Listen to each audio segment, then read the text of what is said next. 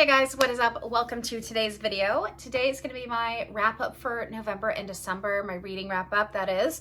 And I'm going to share with you guys what I thought about all the books that I read. I only read 4 in November, so I just never felt like I could film one in December. I mean, if you only read 4 books, I guess that's would be a pretty nice and quick video. But of course, only for me is probably different for other people. 4 books in a year might be really good for someone else, and that's amazing. I am a quicker reader. But anyway, weird disclaimer out of the way. Today we're going to be talking about the books that I read in November and December, and hopefully in February I'll actually have a January wrap up. I've only finished 2 books so far this month. It is the 15th of January, but I'm in the middle of 2 more, so I should finish 6. That's the goal anyway. But anyway, let's go ahead and talk about November and December. As I said, in November, I only read 4 books, and I believe I read 6 in December. 1, 2, 3, 4, 5, 6. I read 6 and DNF'd 1. So we're going to talk about those. I've scooted over to the side because this is where I'm going to put books that I don't physically have, which is kind of a lot of books. I read a lot on my Kindle, and then I lent books out as well, or gave them away. So let's get started. The first book that I finished in the month of November was Nora Goes Off Script. I gave this 4.75 stars. I do not physically have it anymore because I did a book exchange with my cousin's wife for Christmas. Heather, my friend Heather. I don't know why I have to say cousin's wife, but Heather. And she currently has it. It was amazing. So it's basically, the premise of this book is I may have rated this a little higher because I was in a book slump and it kind of got me out of that. So keep that in mind if you've read this book. But it's by Annabelle Monaghan. And basically what happens is this woman gets divorced and then writes a screenplay about her divorce, and it gets picked up and is made into a big major movie. And there's the guy who plays her ex-husband in the movie. They have a love story. The only reason why it wasn't a 5-star read for me is because it has my least favorite trope, although there was a little twist on the trope, so it wasn't that bad. I won't say what the trope is because that might give something away. I mean, with these kind of books, you always know they're probably going to end up together, right? But anyway, I really, really love that book, and it brought me out of a reading slump, which I was in bad because of one of the other books that I finally finished by the end of the month, which you will see. But yeah, so I finished that book and I loved it, and it might be too highly rated, but I don't read a lot of romance, and this is a romance that I really, really liked. I find a lot of romance to be cheesy, but I really loved this one, and yeah, 4.75 stars, definitely would recommend. I ended up buying Annabelle Monaghan's backlist and also pre-ordering her book that comes out, I believe, in May. So hopefully I like the other books and I didn't just, that was the only one that was good. I don't think so. I think a lot of people really like her.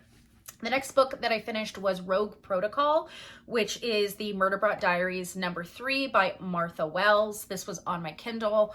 I gave it 4 stars. These are pretty short-ish books. I think the last one might be a regular novel size, 450, 500 pages. But the others are under 200 pages each. I really enjoy this series.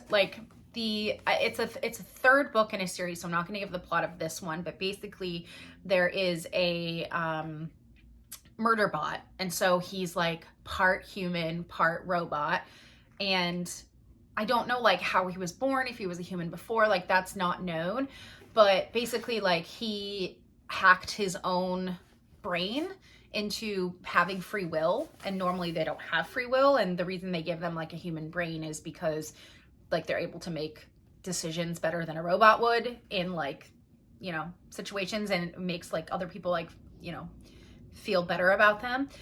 He usually keeps his helmet on, but he ends up taking it off on this one mission, and he ends up saving people. And basically he hacks because he's hacked his own system. So it's basically his running from the law, and then also trying to figure out if this thing in his past he did because he hacked his own brain, or someone ordered him to do it and his memory is all messed up. So basically it's like the third book in that series. I don't know how many books are in this series. I feel like there might be 6-ish. Can't really remember. It's being made into a movie, I believe, which is awesome. It's either a movie or a show, but it's going to star Alexander Skarsgård as the Murderbot, and I think that's amazing casting. So yeah, very excited about that one. I really liked it. I really like all of these like sci-fi short books personally. So I'm definitely going to continue that series. It's in my series jar.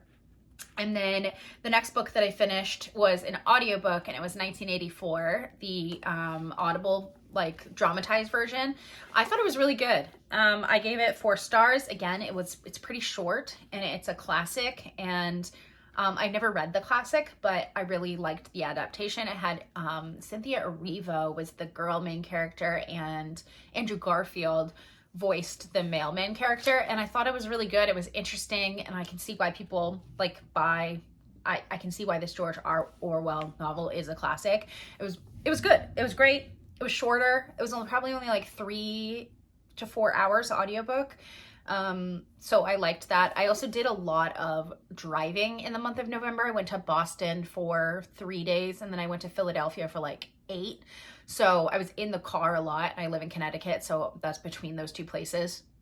So I was able to finish that book, and also I listened to the next one quite a bit. I did like an immersive read, but I listened to a lot of it while I was driving. But that book is, I actually have it physically. Finally, a book I can hold up. Dune. I tried to just read this. I tried really hard to just read it. The problem is the size of the book. If you're gonna buy Dune, get the one that's like regular book size. Like this is like pocket book size, but like if you take like this one, it's like regular book size. It's just like kind of difficult to hold because it's so like thick. It's like 800 and whatever pages. It's a very long book, but it's by Frank Herbert. It is the classic Dune saga. It is the first and second movies, I believe. I can't remember how the second movie ended. There are some things that are different, but I really liked reading Dune because, first of all, like the characters and the names are a little bit weird, and I have seen the movies before reading the book. I bought the book but never read it. I kind of do this thing, and I've done this my whole life, where like if I see a movie's coming out that's based on a book that I want to see, I'll be like, oh, I'm gonna read the novel first. But then no way I was gonna read this first. But I finally read it. I listened to a lot of it, to be honest, but I finally finished it and I loved it. 5 stars. Oh, by the way, oh yeah, I gave ratings for the others. So 4 stars, 4 stars, 4.75 stars. November was a really good month. It just was a tough month, mostly because of this put me in a little bit of a slump, like trying to read this and then kind of coming to the realization that I'm not going to be able to just read this book, and like getting the audio and finishing it that way was really helpful for me. But it was really good. I love this. There's a few things that are a little bit different, I think, and you see points of views that aren't in the movie. So if you have seen the movie and you loved it, I would recommend reading this book, because there's like things that people know in this book that they don't say that they know in the movie. And so it makes things like make a little bit more sense, and you're able to like see all of the details that maybe they didn't put into the movie. And I really, really loved this book. There's a reason it's tried to been adapted a couple of times, and it's really good. I also really like the movies, so that helps. And like the characters, I didn't have to like think of what they look like, because I was able to just picture the actor, if that makes sense. I don't know. If you've seen the movie and you liked it, I do recommend reading it, even though you like kind of know the plot. It's way more immersive than that in the book than is in the movie. And the movie is beautiful as well, so highly recommend. So that's what I read in November, only 4 books, mostly because of this guy. I tried to just pick it up and read it on November 1st, and that kind of just like put me in a slump, and I didn't like finish a book until like the 20th. So then I kind of was like, you know, at the end, but very good. Okay, December, I also did, no, I didn't travel that much. I did go to Philly, but I didn't stay for that long. In December, I traveled a lot too. Wait, I think November was just Dune. I did go to Philadelphia for like a long weekend, but that was it. In December, I went to Boston, and then I went to Philly. So I was traveling, I was only home about half the month. But the books that I read in December, I've got 4 physical ones, and then we'll just go through it. So the first one that I finished was The Risk by St. Abbey, or St. Abbey, I'm not sure how it's said, but it's 4, I gave that one 4 stars. This is way less smutty than it looks. Like, there are a few smutty scenes, but they're not even that graphic, I think. They were like, oh, yay, we had sex, you know, kind of thing. They weren't even like that crazy, just from the cover though, and I'm like, why did I download this? And then I remembered it's because it's a serial killer and an FBI agent, and like, they don't know. Like, the FBI agent doesn't know that the other character is the killer, and the killer isn't sure if he's on her case. She assumes probably, but it's just like a really interesting backstory as well for the character. This is another shorter one. This is the Mind F series that is like 5 or 6 books. But it's all in one chunk, so you can actually buy the book that has all of them. I just read the first one and I really liked it, and I am eager to continue, so hopefully that comes up in the February jar. The next book that I finished was Circe. I gave this 3.75 stars. This is by Madeline Miller. Here's the thing. I thought I was gonna like this a lot more than I did. And I think that made my rating lower than it might have been if I had just picked this book up and been like, oh, okay. It might have been like more of like a 4.25 if my anticipation wasn't so high.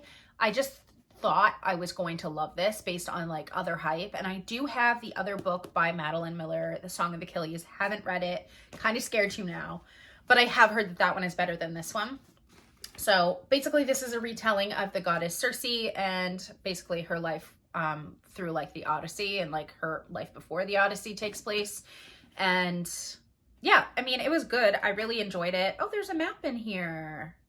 That's good to know. I pictured this all in my head instead. I pictured it a little bit differently, but that's fine. I guess I didn't think of like all this land down here. Anyway, it's basically a retelling of Circe from the Odyssey. So if you know what happens in that, you know what's going to happen. I actually didn't know what happened. So I was like, am I supposed to know? Is that going to be more impactful that I don't know? I don't know. I liked it. It was for book club, actually. It got picked as a book club book for December.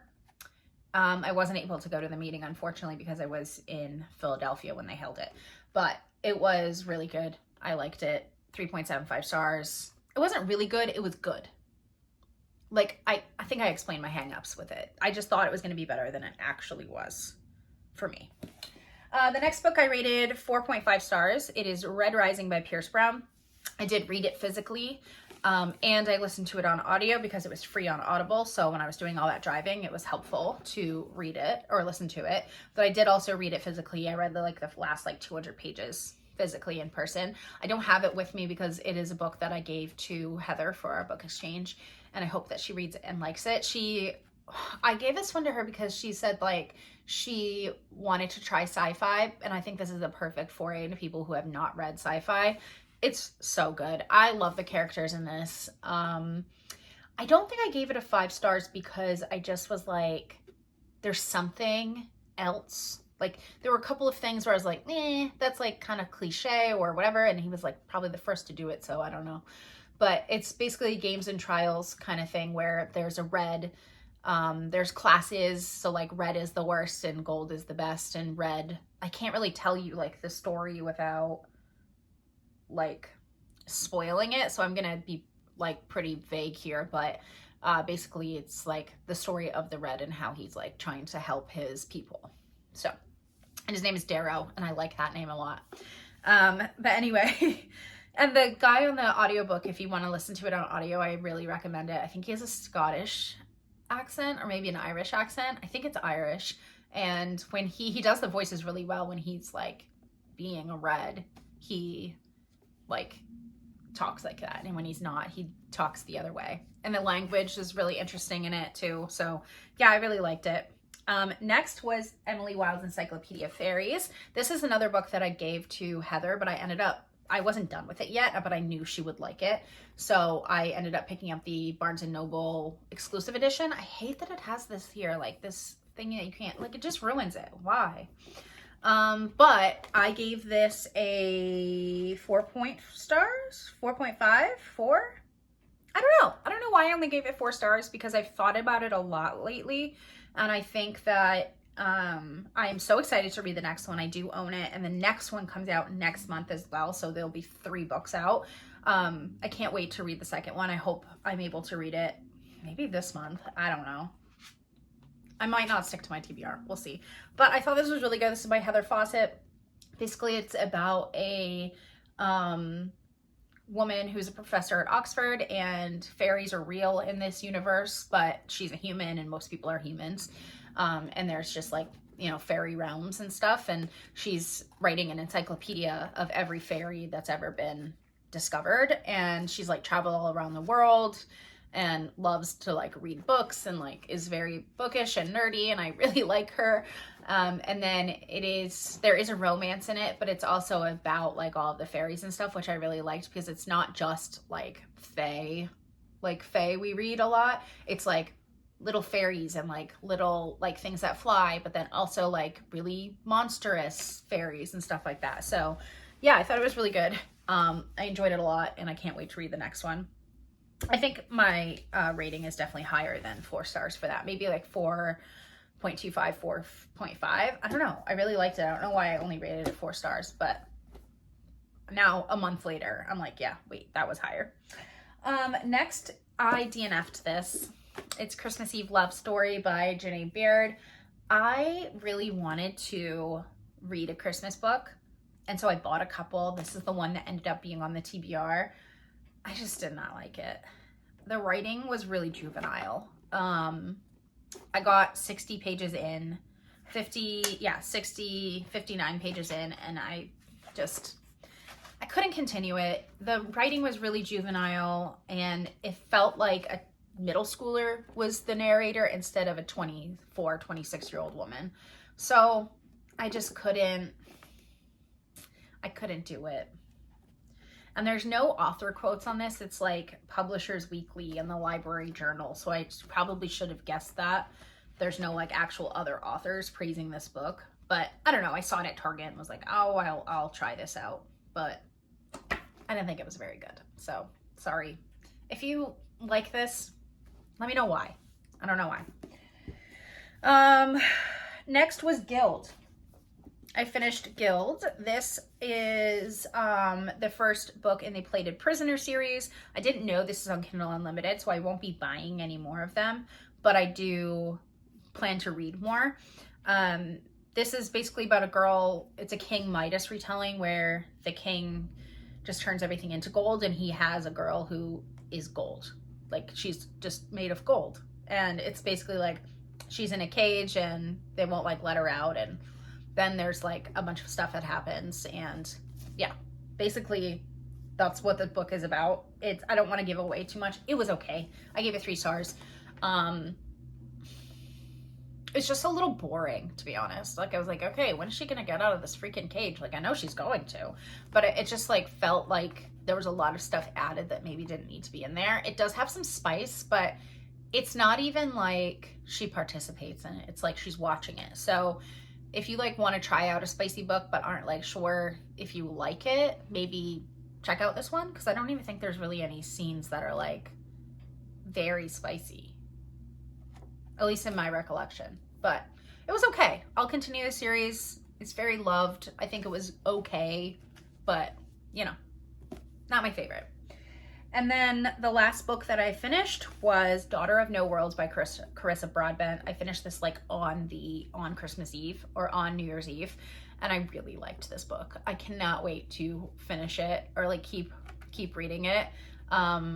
It was very reminiscent of like the regular like fairy kind of stuff where like she has magical powers, and it's like, oh no, she's a human, or does she have magical powers? Like, who knows? Like, basically it's like a slave girl who escapes her slavery, and then her like story of coming into magic. And then like also there's a lot of political stuff in it too, which I really like. Politics in fantasy and sci-fi novels, I just I like it. So yeah, I really liked it, and I'm definitely eager to finish the series. I think it's a finished series, which is very exciting, because I just finished Blood of Hercules this month, and the characters remind me of each other, just of the way that they like look. Like the girl in Blood of Hercules is like not a slave, but she's like homeless and starved, and she has heterochromia and like white hair, and so does this girl, the main character in Daughter of No Worlds, also has heterochromia and like has white hair, and is like, they're kind of like the same, but they're very different. Like their arcs are different. It's just a different story with like the same person who looks like, it's like an actor like playing each one, right? Like they all kind of look the same. And like Selena Sarafian also looks like those guys. You know, they all like look the same, but it's like just I'm okay with it, because it's like you watch an actor in different things. I don't know if that makes sense, but to me it does. So that is my November, December wrap up. Let me know what you guys thought. What did you read? Have you read any of the books? Did you like them? What are you reading in the new year? Please tell me. What was your favorite book of 2025 or 2024? Mine was Ninth House by Leigh Bardugo, and I'm going to film that video pretty quick here. You can probably see all the books, but these are all the books that I read in 2024. There are 53 or 54 that I started, but I'm only ranking 47 because of reasons that I'll explain in that video. But I hope that you guys enjoy it. I'll see you in my next one. Thanks so much for watching. Bye.